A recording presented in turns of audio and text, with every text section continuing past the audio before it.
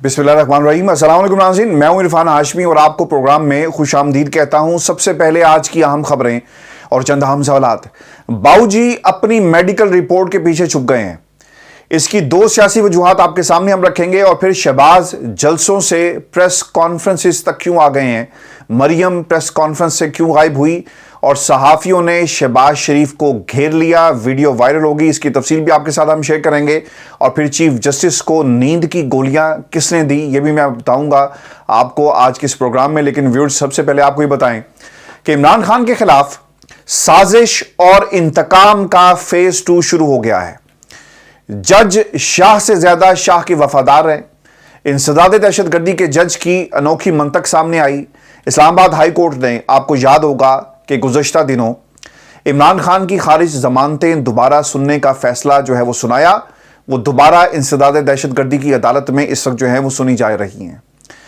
Viewers, 9 मई वाकयात, long मार्च, जाली रसीदें, दफा 144 की खिलाफ वर्जी, इस्लामाबाद के थाना सेक्रेटेरिएट कोसार, रमना, तरनौल और 2 जो दूसरे थाने हैं, इनमें 6 मुकदमात इमरान खान के खिलाफ जो हैं वो दर्ज किए जाते हैं और इसमें इंसदाद दहशतगर्दी की दफात को शामिल किया गया। आपको याद होगा कि गुज़श्ता रोज इंसदाद दहशतगर्दी अदालत के जज ताहिर सपरा ने समात इस केस की और फिर इसे आज के लिए मुलतवी कर दिया। आज जब दोबारा ये समात शुरू होती है इस्लामाबाद के एडिशनल सेशन जज ताहिर अब्बास सपरा की अदालत में, इन तमाम केसेस में उन्होंने एक तो नोटिस जारी कर दिए हैं और फिर प्रोसिक्यूशन और पाकिस्तान तहरीक इंसाफ के वकला से 16 अक्टूबर को दलाइल जो हैं वो तलब कर लिए हैं। दरखास्तें वो जज सुन रहा है जिस पर इमरान खान और पाकिस्तान तहरीक इंसाफ इससे पहले अदम एतमाद कर चुकी है। इन तमाम केसेस में दरखास्तें एक ही जज ताहिर सपरा सुन रहे हैं और इमरान खान ने इन तमाम केसेस में जज पर अदम इत्मीनान का इजहार किया था और यह कहा था कि जनाब ये जज जो है ना ये बाइस्ड है। लेकिन इसके बावजूद इसी जज के सामने इन मुकदमात को, इन दरखास्तों को लगाया गया। आपको याद होगा कि जज साहब ने ना इससे पहले इमरान खान की जो दरखास्तें थी जमानत की, इन्हें खारिज कर दिया था और इन तमाम केसेस में जमानतें इसलिए खारिज की गई, यानी इससे बड़ी भोंडी दलील जज साहब जो हैं वो नहीं दे सकते थे। इन्होंने अपनी जो आईनी किताब और कानूनी किताब जो लिखी है उसमें से निकाल कर ये मंतक सामने रख दी और इनकी ये ख्वाहिश थी कि जब तक इमरान खान इनकी अदालत में खुद पेश नहीं होंगे, यानी जब तक इमरान खान की ज़ियारत ये जज साहब नहीं कर लेते, खान साहब का केस जो है वो आगे नहीं चलेगा। और फिर यही हुआ कि इमरान खान को, आपको याद होगा कि उस वक्त वो जेल में थे, इस अदालत में पेश नहीं होते और इस बुनियाद पर इमरान खान की तमाम जमानतें और दरख्वास्त जो थी उन्हें खारिज कर दिया गया। इमरान खान की तमाम केसेस की समात अड्याला या अटक जेल में हुई, तो इन केसेस में समात जेल में क्यों नहीं हुई, ये भी एक बुनियादी सवाल है। सपरा साहब अदालत से उठकर अपनी गाड़ी में बैठते जो उन्हें सरकार और पाकिस्तान की आवाम के पैसे से दी गई है, वो अदालत जाते, अदालत नहीं तो फिर वो जेल जाते और जहां पर इमरान खान को रखा गया और फिर इन मुकदमात को सुन लेते। लेकिन हो पता क्या रही, जो साजिश का लफ्ज़ मैंने इस्तेमाल किया कि वो मुकदमात जहां पर इमरान खान का पेश, चूंकि ज़मानत के मामलात में होता है आमतौर पर यह है कि मुल्जिम का पेश होना बहुत ही ज़रूरी होता है, लेकिन ये एक्स्ट्रा ऑर्डिनरी सिचुएशन थी क्योंकि आपने मुकदमात इतने सारे बना दिए और इमरान खान को एक अदालत से दूसरी अदालत, दूसरी अदालत से तीसरी अदालत घुमाया जा रहा है। बाज़ अदालतों में आपको पेश नहीं किया जाता और 2 अदालतों को आपने अदालत से उठाकर अड्याला जेल जो है वो ट्रांसफ़र कर दिया। अब इसके अंदर क्योंकि कानून का ये तकाजा था, इसलिए इमरान खान को पेश होना ज़रूरी था। पेश नहीं हुए, बिल्कुल ठीक था। वकला ने बताया भी कि इमरान खान जो हैं वो इस वक्त जेल में है, आप हुक्म जारी कर दें, इमरान खान को पेश कर दिया जाएगा। लेकिन ऐसा नहीं हुआ, उन्होंने सिरे से इमरान खान की जो ज़मानतें थी वो उड़ा दी। इमरान खान के वकला खुद ये कह चुके हैं कि उन्हें सिक्योरिटी दी जाए, अदालत में पेश किया जाए, लेकिन जेल हुकाम उनकी नहीं मान रहे। व्यूअर्स, ये सवाल बहुत ही अहमियत का हामिल है और अब इस सवाल को पाकिस्तान की आवाम भी पूछेगी कि बोगस केस कब तक इमरान खान के खिलाफ बनाए जाते रहेंगे और बोगस केसेस में इमरान खान को कितनी देर जेलों में रखा जाएगा। इस्लामाबाद हाई कोर्ट पहले ही इस पर फैसला सुना चुकी कि यह केस वापस सुना जाए, क्योंकि इन तमाम जितने भी केसेस थे इनमें आइन और कानून का मजाक बनाया गया।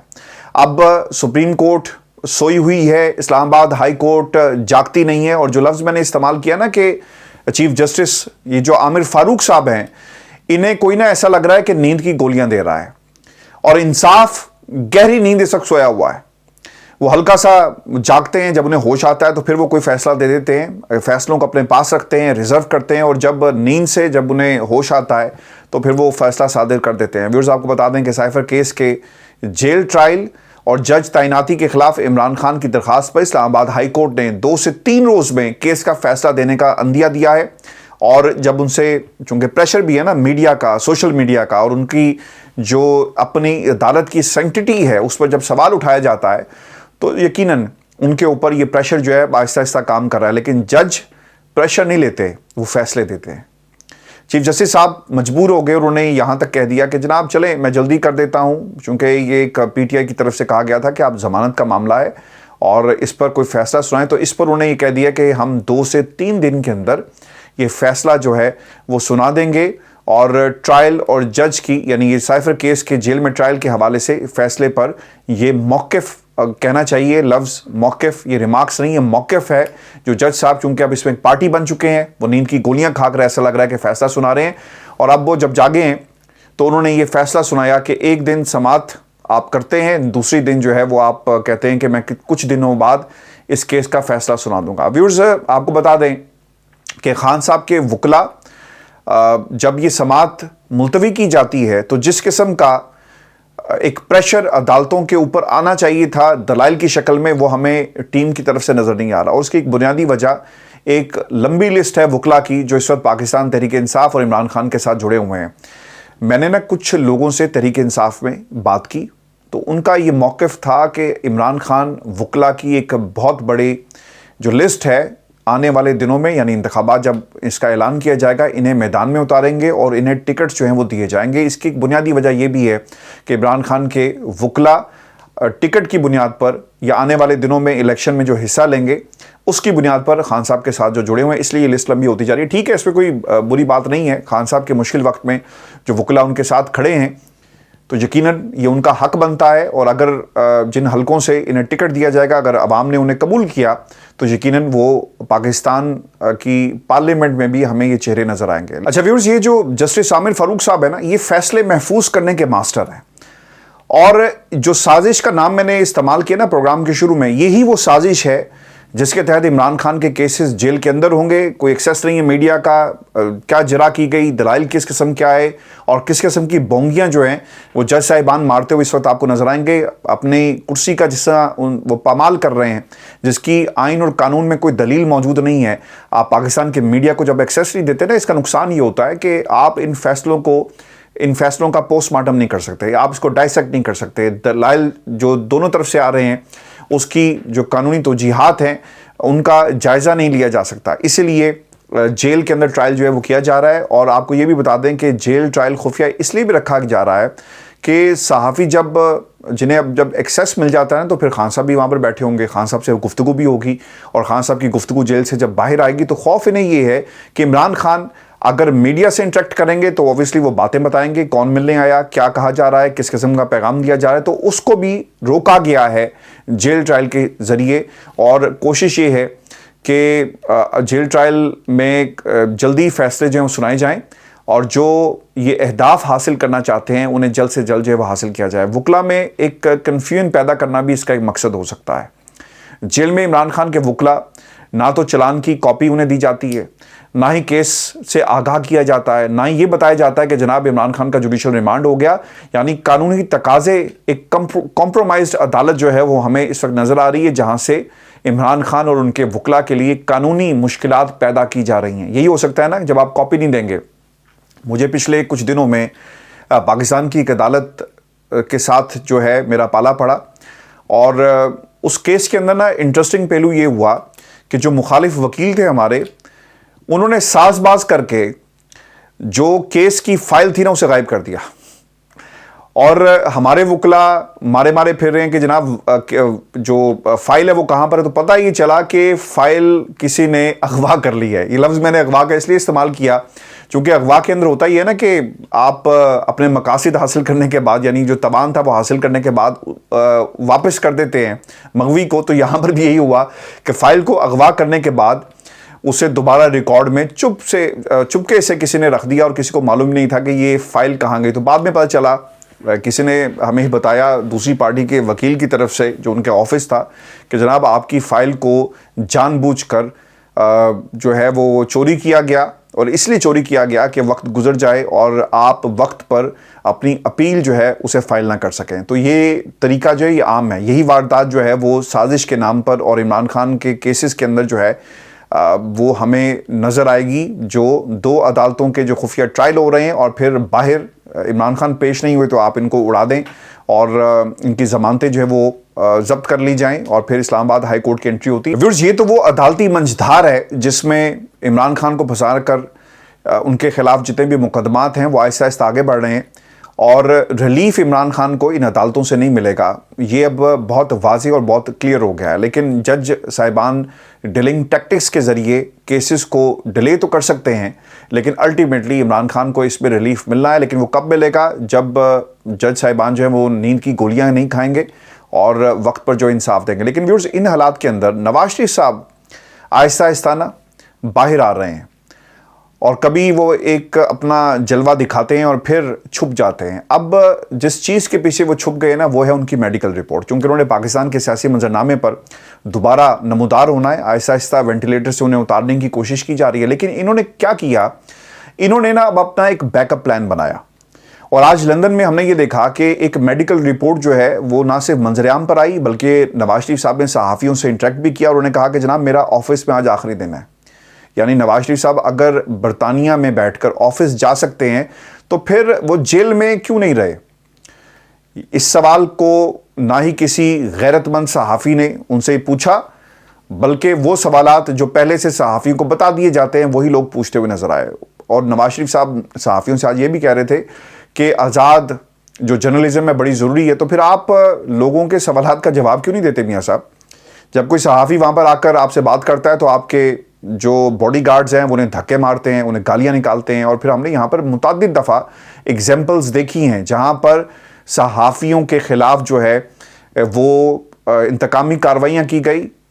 اور پھر ہم نے یہ بھی دیکھا، آج نواز شریف صاحب نے یہ بھی کہا کہ آپ نے 4 سال برطانیہ میں جو احتجاج کیا، آپ یہاں پر کیوں احتجاج کرتے ہیں؟ آپ پاکستان جائیں، پاکستان میں احتجاج کے نام پر آپ کے خلاف انتقام لیا جاتا ہے۔ نواز شریف صاحب اپنی میڈیکل رپورٹ کے پیچھے نہ چھپ گئے ہیں، اس کی 2 سیاسی وجوہات ہیں۔ پہلا کام انہوں نے یہ کیا کہ اسے ہائی کورٹ میں جمع کروا دیا ہے، اور اس میں وکلا کے ذریعے اس رپورٹ کو جو جمع کروایا گیا ہے اس میں جو چیز سامنے آئی ہے کہ نواز شریف کو اب بھی فالو اپ چیک اپ کی ضرورت ہے، یعنی نواز شریف اگر پاکستان واپس آ بھی گئے تو انہیں دوبارہ لندن جانا پڑے گا، اور اگر انہیں پاکستان میں ماحول سازگار نظر نہیں آیا تو پھر ویورز اسی رپورٹ کو استعمال کیا جائے گا کہ بھئی ہم نے تو آپ کو پہلے کہہ دیا تھا کہ نواز شریف صاحب کی صحت ٹھیک نہیں ہے۔ میڈیکل رپورٹ نواز شریف کا وطن واپسی کا ایک پلان ضرور آپ کو نظر آئے گا، لیکن یہ ایک سیف ایگزٹ بھی ہے۔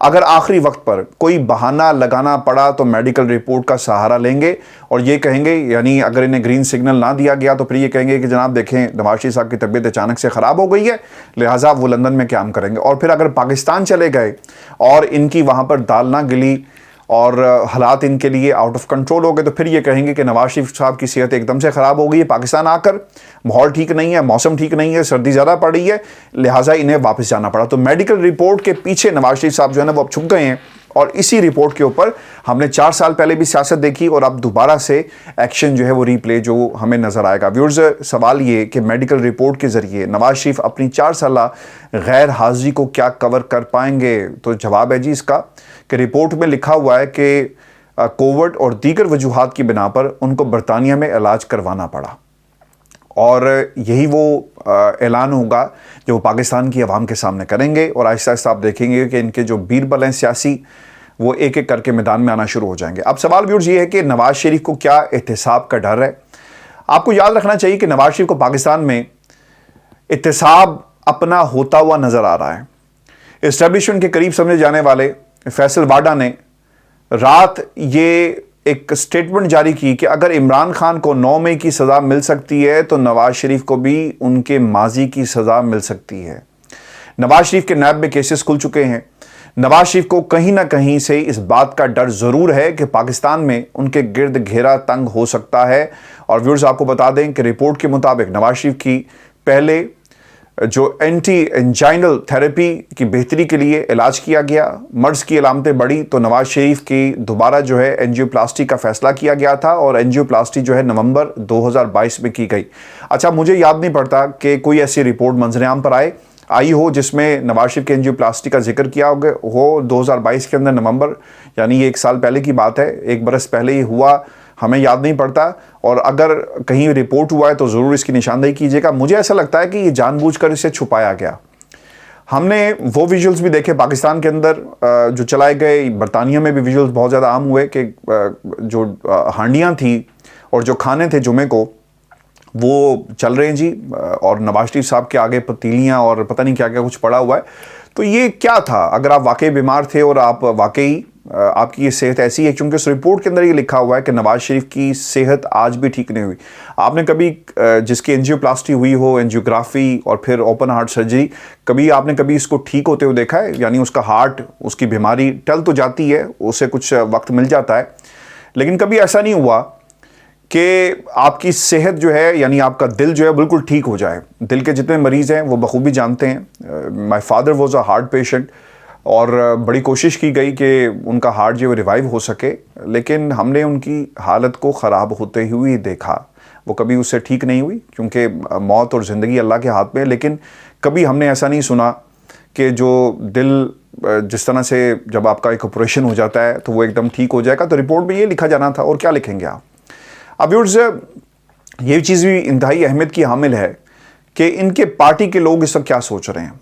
नवाज शरीफ को इस्टेब्लिशमेंट से डील करके भेजा गया, ये एक तासुर है, आम तासुर है पाकिस्तान के अंदर, अब तो इसकी कंफर्मेशन भी आ गई। लेकिन अब क्या नवाज शरीफ डील करके इस्टेब्लिशमेंट के साथ पाकिस्तान वापस आ रहे हैं, इस तासुर को कौन ज़ाहिल करेगा? और फिर नवाज शरीफ ने अपनी इस रिपोर्ट को जो आज इन्होंने हाई कोर्ट के अंदर जमा करवा दिया है, इसे पहले क्यों जमा नहीं करवाया गया? और उसकी बुनियादी वजह आपके जनरल बाजवा थे और फिर वो हालात थे जो पाकिस्तान के अंदर हैं, और इन हालात से नवाज शरीफ साहब किस तरह फ़ायदा उठा सकते थे। यानी इन्होंने अपनी मेडिकल रिपोर्ट के पीछे पहले भी छुपे और अब दोबारा छुप गए हैं, और वो अपना हल्का सा ना जलवा दिखाते हैं पाकिस्तान की आवाम को और फिर जाकर मेडिकल रिपोर्ट के पीछे छुप जाते हैं। नवाज शरीफ की सियासत, अगर ये समझते हैं कि इस बुनियाद पर वो सियासत कर लेंगे और हमदर्दी का वोट इन्हें पड़ेगा, तो मेरा नहीं ख्याल कि ये इनका रिवाइवल हो सकेगा।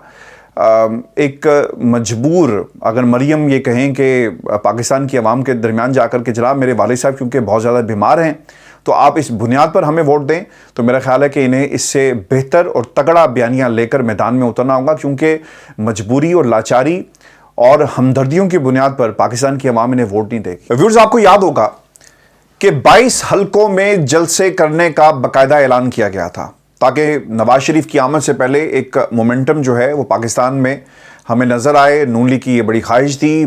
पंजाब के अंदर मरीम नवाज़ को जो है हमज़ा के साथ मिलाकर इन्होंने इस बात का ऐलान किया था कि हम पंजाब के तमाम शहरों में जाएंगे और कहेंगे कि देखो, तुम्हारा लीडर जो 4 बरस तुमसे दूर रहा अब वापस आ रहा है। अब हुआ ये कि जो रिएक्शन इन्हें मरीम के शादरा के जलसे के बाद मिला, और फिर इसके बाद हमने ये भी देखा कि जिस तरह आवाम ने शहबाज शरीफ साहब की गाड़ी को रोका।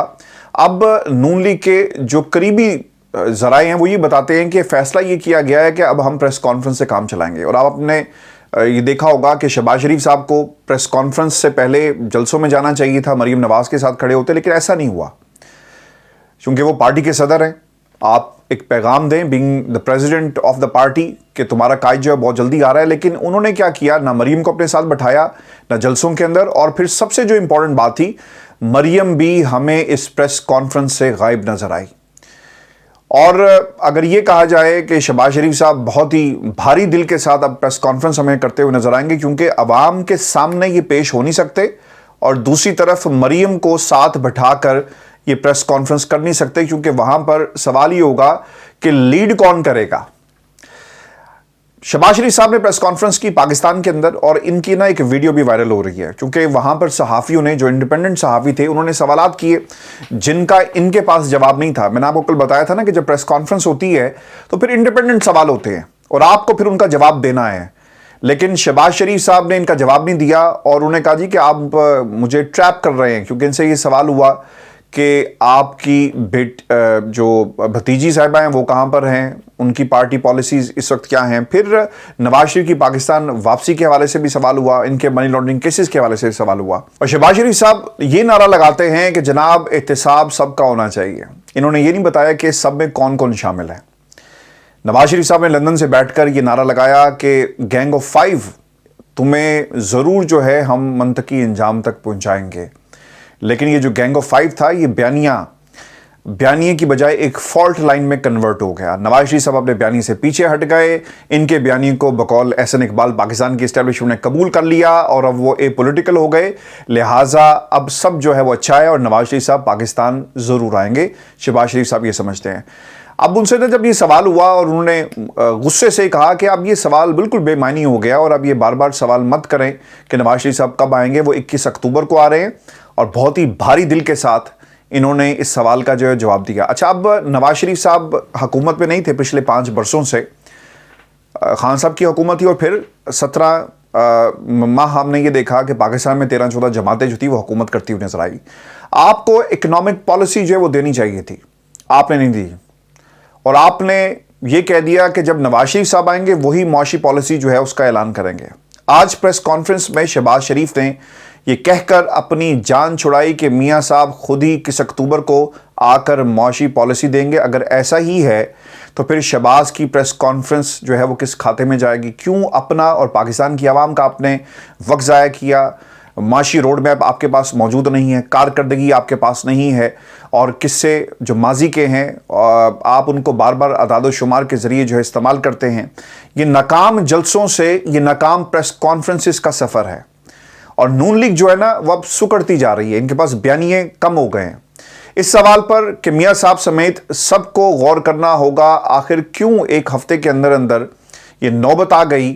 نہ بیانیہ ہے, نہ کارکردگی ہے, نہ روڈ میپ ہے اور نہ ہی کوئی ویژن ہے. جلسے ہو نہیں پا رہے اور پریس کانفرنسز میں سودا جو بیچا جا رہا ہے وہ سودا ہے جو 1998 میں یہ بیچ باچ کر جو ہے پاکستان سے باہر لندن میں آ کر یہ ہمیشہ کے لیے انہوں نے اسے اپنا گھر بنا لیا. پاکستان ان کا گھر نہیں ہے بلکہ وہ شکار گاہ ہے جہاں پر شکاری دوبارہ شکار کرنے کے لیے آ رہے ہیں. مریم نواز پریس کانفرنس سے غائب ہیں اور شہباز شریف صاحب جو ہیں انہوں نے اب دوری اختیار کر لی ہے. آپ نے اگر نوٹ کیا ہو, کسی نے جب یہ سوال ان سے پوچھا تو اس کا بھی جواب نہیں ملا اور آج ان کی جو عدم موجودگی تھی اس کا باقاعدہ ذکر جو ہے وہاں پر بیٹھے ہوئے صحافیوں نے ایک دوسرے سے کیا. اور پریس کانفرنس کیا ان کو ان کے بیانیے سمیت جو ہے بچا سکے گی؟ ویورز آپ کو بتا دیں کہ نواز شریف کو جو پیغام دیا گیا ہے بقول شہباز شریف کہ قانونی ٹیم نے انہیں گو ہیڈ دے دیا ہے. شہباز شریف کا یہ پیغام نواز شریف کو قانونی ٹیم نے دیا, پھر عدالت کی طرف سے بھی انہیں یقین دہانی کروائی گئی ہے کیونکہ دوسری طرف یعنی دوسروں پر بینچ فکسنگ کا الزام لگانے والی نون لیگ جو ہے وہ خود ماضی میں کیا کرتی رہی. اب یہ گرین سگنل کون دے رہا ہے؟ پاکستان کی اسٹیبلشمنٹ نے کس طرح ان کے بیانیوں کو ایکسیپٹ کیا؟ میں نا کچھ چیزیں چیدہ آپ کے سامنے رکھ دیتا ہوں کیوں یہ عدالتوں سے اس وقت انہوں نے ایک امید جو ہے وہ لگا لی ہے. آپ کو یاد ہوگا کہ جسٹس سعید الزمان صدیقی صاحب نے چیف جسٹس سجاد علی شاہ کی برطرفی میں اہم کردار ادا کیا, جس کے بعد نون لیگ نے 2008 میں انہیں اپنا صدارتی امیدوار بنایا اور 2018 میں گورنر سندھ بنایا.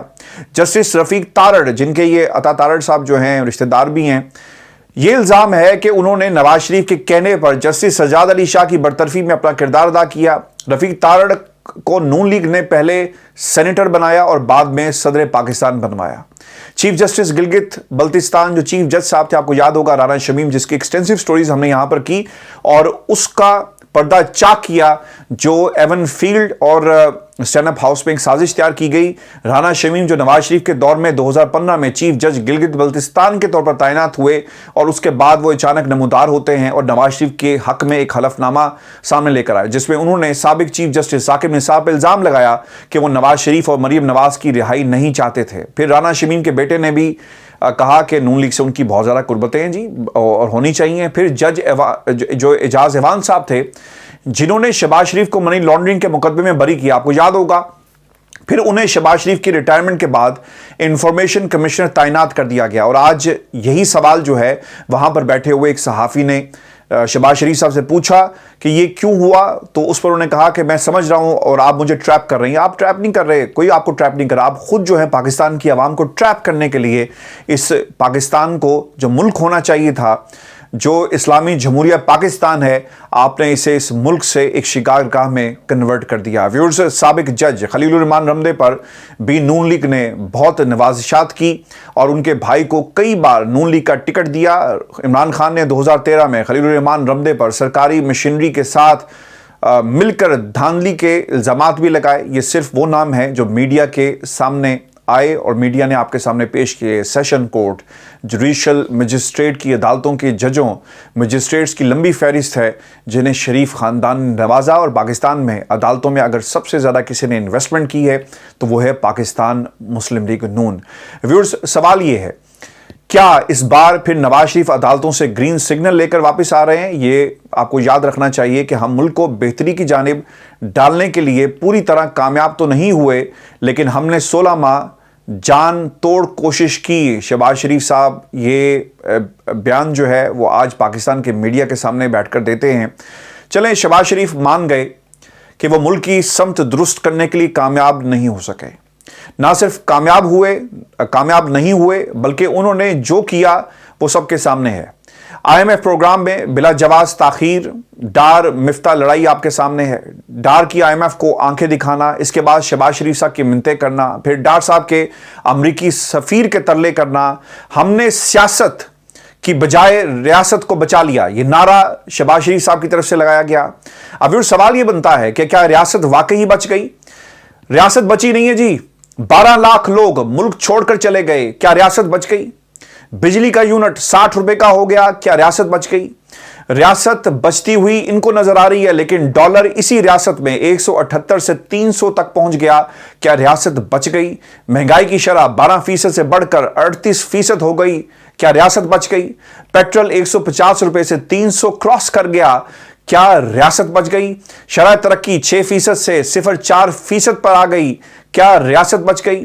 पीडीएम हुकूमत ने नामुकम्मल असेंबली से बिलों की मंजूरी का एक नया रिकॉर्ड अपने नाम किया, क्या रियासत बच गई? पाकिस्तान की पार्लियामेंट बच गई, अपनी मर्जी के बिल मंजूर किए जाते हैं इसी रियासत में जिसका नाम इस्लामी जमहूरिया पाकिस्तान है। मगर व्यूअर्स, रियासत नहीं बची। मोटरवेज, एयरपोर्ट समेत 27 इदारे OLX पर बेच दिए गए, क्या रियासत बच गई? 20 लाख लोग बेरोजगार हो गए। पाकिस्तान के नौजवान ने फैसला किया कि अब वो इस रियासत में नहीं रहेगा, लेकिन नारा ये लगाया जाता है कि रियासत बच गई। 2 करोड़ लोग गुर्बत की लकीर से नीचे आ गए, क्या रियासत बच गई? और रियासत तो दूर की बात, नवाज शरीफ साहब और शहबाज शरीफ साहब, आपकी सियासत भी नहीं बची। वीडियो शो था आज का हमारा। अपने कमेंट जरूर भेजिएगा, चैनल को सब्सक्राइब करना मत भूलें। इजाजत दीजिए, अल्लाह ने के बाद।